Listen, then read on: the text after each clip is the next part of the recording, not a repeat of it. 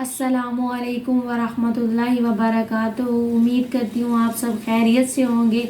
जैसा कि आप सब जानते हैं कि आज रमज़ानुल मुबारक का तीसरा रोज़ा है और आज के दिन हज़रत फ़ातिमा रज़ी अल्लाह ताला अन्हा का विसाल हुआ, जो कि नहायत गमगीन दिन है। एक औरत के अंदर ना 3 खूबियाँ होती हैं। एक ये कि वो बेटी किसकी है, दूसरा ये कि वो बीवी किसकी है, तीसरा ये कि वो माँ किसकी है। और हज़रत फ़ातिमा रज़ी अल्लाह ताला अन्हा इन तीनों खूबियों में सबसे ज़्यादा अफजल है। नंबर 1, वो नबियों के सरदार की बेटी थी। नंबर 2, वो वलियों के सरदार की बीवी थी। नंबर 3, वो जन्नती शहजादों के सरदार की माँ थी। हज़रत फ़ातिमा रज़ी अल्लाह ताला अन्हा अपनी बहनों में सबसे छोटी थी, लेकिन दर्जे में तो वो सबसे छोटी थी, लेकिन रुतबे के लिहाज से नबी करीम सल्लल्लाहु अलैहि वसल्लम को अपनी सब बेटियों से ज़्यादा प्यारी थी। उनके प्यारे होने की वजह उनकी दीन से मोहब्बत, सब्र और शुक्र था।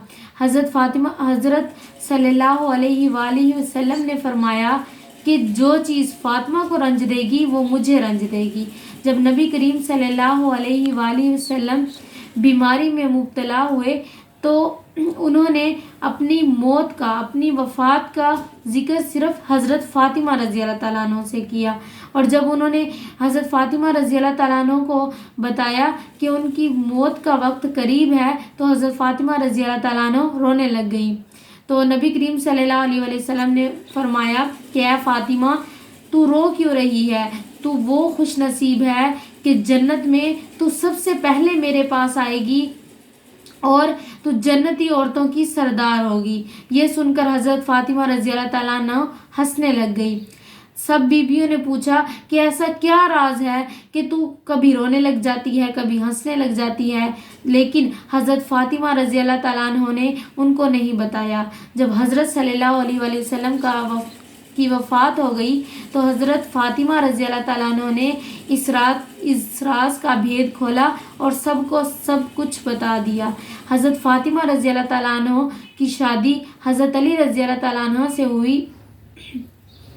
मेरी प्यारी बहनों, हज़रत फ़ातिमा रज़ी अल्लाह ताला अन्हा आप सल्लल्लाहु अलैहि वसल्लम को इसलिए सबसे ज़्यादा प्यारी थी क्योंकि वो सबसे ज़्यादा दीनदार और सब्र और शुक्र करने वाली थी।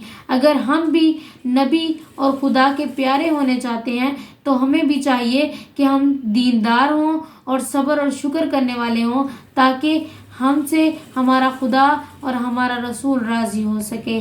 आपका बहुत बहुत शुक्रिया। मेरी वीडियो को सब्सक्राइब और लाइक ज़रूर कर दीजिएगा।